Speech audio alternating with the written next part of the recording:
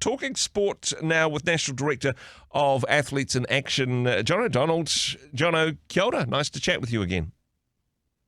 Kia ora, Andrew. Thanks for having me on. Big sporting events over the weekend, including Joseph Parker. Certainly an impressive match from him. This is a New Zealand boxer who has seen his ups and downs over the last few years. Some people would have thought he was out for the count, but he's back up again and convincingly winning matches. Yeah, he's having some emphatic wins lately, actually. And like you said, he was a world champion at a young age, and is recently making a really good comeback. I don't know if you caught the fight; it was quite short. Yeah, against the bloke Martin Bakole.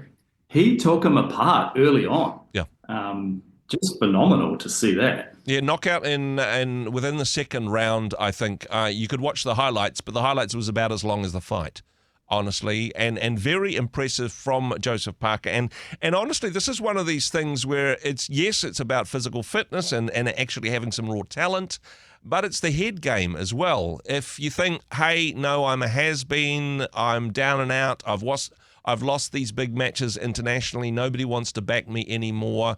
It's a bit of a psychological process to come back from that. Yeah, he's really rebuilt. I think he got into camp with Tyson Fury and has really come back. And actually, the thing that struck me about this fight, I just saw a video last night. On the side, ringside was Usyk and Anthony Joshua, kind of, one of the reigning champs and a former champ, and just seeing their reactions to the knockout. If you didn't catch that, that's worth going and watching. These guys, they might look a little bit scared, actually, of our boy Joe. Yeah. So we'll see what unfolds next. You're next, mate. And hey, to see this young man certainly having an impact globally, all the best from him. He actually went to the same school as some of my boys, so always got a bit of a soft spot for Big Joe Parker. All the best for him. Now, after this impressive fight, he's saying, you know what? I want to take on the championships again. I want that top spot. Yeah, give him a crack. Come on, who's listening? Give him a crack. We want to see him have a go. Come on, who's not scared in that regard? Hey, on to Super Rugby, and a couple of big matches over the weekend. Let's start with Crusaders and the Chiefs. Now, always been a bit of rivalry between these two games, and well, back in the day, Crusaders were unbeatable. Not so much over the weekend. Yeah, I watched the game. It was an incredible game. If you're from the North Island, or a lot of people don't like the Crusaders because they've been so dominant for so long. Yeah, exactly. But tied in the first half, and then the Chiefs just turned it on at home and just took them apart. So maybe a passing of the mantle. I don't know. We'll have to wait and see. Yeah, and hey, I'm excited for the Crusaders. They've got a new stadium coming next year. So, yeah. There's some cool things on the horizon for them. Yeah, it's a little bit tricky to have a home team advantage when they're still tightening the bolts on your new stadium. However, a great response from local Hamilton crowd. That's always going to help the performance, right? Yeah, and the Chiefs have got some exciting players. Every year, it's the end of summer, like you said earlier, and we're tuning into rugby, but it still feels like summer. We're asking why are these guys playing. But every year you get to see just young guys just coming through. And there's a particular guy for the Chiefs, Leroy Carter. Mm-hmm. He's a new winger, just bursting onto the scene. And that's what excites me each year as I tune into the rugby is who are the bolters? Who are just the young guys coming out, getting their opportunity and really just giving it their all. So some exciting things to see. Yeah, and some of these young superstars, this is where they earn their spot with the All Blacks, really, impressing at the Super Rugby level and perhaps a local rugby level as well. Still some spaces open in the All Black lineup, particularly if they're impressing early in the season. Yeah, I think this is where you make your case. If you can string together some good performances, all the eyes are watching. So Yeah, interesting. I love the bolter. I love the young guy coming through who forces his way into the team. That's what it's all about. And yeah, some of those older guys saying, hey, maybe I need to up my game in that regard. Wanting to talk in particular, though, about a bit of an upset over the weekend. Highlanders versus the Blues. Now, it's been a while since I lived in Dunedin, but honestly, my heart's still there. It's where I met my wife. It's where I became a Christian, I suppose. So it's my spiritual home in some regards. And the Highlanders have been the easy beats for season after season, and it's kind of like difficult to raise a cheer. They're kind of like I mean, this is risky, but they're kind of like, when it comes to Super Rugby, they're the Warriors. You know what I'm saying? They're a difficult team to stay loyal to, and some people still do, but convincing stuff against the defending champs over the weekend. Yeah, I tuned in to watch this as well, and I thought it was going to be a bloodbath. Yeah. But maybe, I don't know, maybe it was because it was orientation week, but the crowd was really fizzed up, and the Highlanders came to play, and like some of these other teams, just full of young talent, young guys looking to make a name for themselves.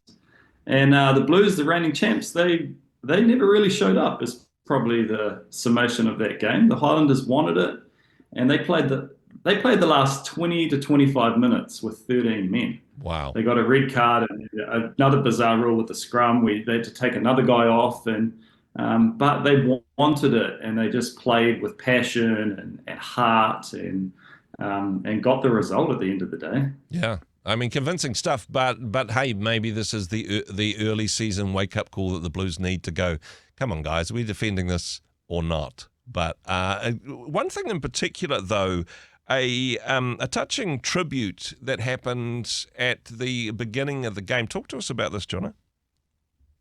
Yeah, this was, I guess, it reminds you of the bigger picture in a lot of ways. So.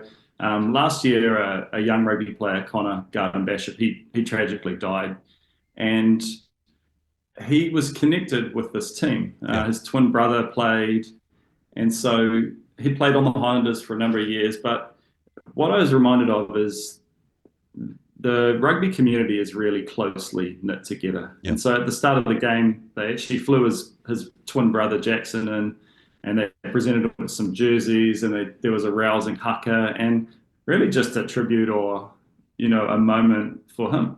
Yeah. And it just reminds me, these guys they're in the prime of their life, mid-20s. The whole world is before them. Yeah. And yet that's not how life is all the time. And sometimes we're struck down in our prime. On a faith side, I've seen and I've heard throughout this just a lot of stories of athletes leaning on one another and opening up to one another. And, these guys, they play together a lot, but sometimes half a season they're together and half a season they're against each other. Yeah. And so how close a relationship are you building? What does that look like? But yeah, to see that, at least from what I've seen, some of the Christians coming together and supporting one another through, challenging times that you wouldn't normally expect. Yeah. Yeah, and so important to do that as well. I mean, as you're saying before, it's exciting. You've got some new young blood, and they're running up through the pack, and that's great, and their life is before them. But just, I suppose, to take that moment to recognise the loss of this young man, certainly before his time, to be confronted with all of our mortality, and to put that in perspective, and then to go out there and to play an absolutely stunning game of rugby. Important to, I suppose, to acknowledge that in amongst the sport and the sportsmanship. So yeah, a nice touch there in that game. Jono, anything in particular that you're looking forward to? I mean, there's lots of good things coming up. I see the Warriors are off to Las Vegas. Have you got like a season ticket? Does that get you to Las Vegas as well? How good would that be? I think the Warriors, I just had a look, they opened the season this year. So if you want to see some Warriors in Vegas, Sunday, 1 p.m. versus the Raiders. Yeah. Not the Las Vegas Raiders, but the Canberra Raiders. Exactly. So that'll be interesting to watch. And the other thing I just cannot help but follow along with is Auckland FC. Okay. They had the third derby match with Phoenix, and they just destroyed them 6-0. Yeah. You don't see those sort of scores in football. So yeah, some fun sport on the horizon, and yeah, Super Rugby's just starting to crank up. Just so I'm warming up. excited to watch more games. Hey, Jono, appreciate your comments, and hey, would encourage people to find out more about the work you do at Athletes in Action, athletesinaction.org.nz. Thanks so much for joining us. Thank you. Hey, thanks very much for joining us in the Rhema studio. Thanks very much for watching the interview. It's kind of nice to have an audience, actually. And if you did like what you watched, then do give us a like, do give us the thumbs up. And if you'd like to see more interviews like that one, or perhaps even better, subscribe and those interviews will come straight to you. Don't forget to turn on your notifications, and we'll see you in the next one. Cheers.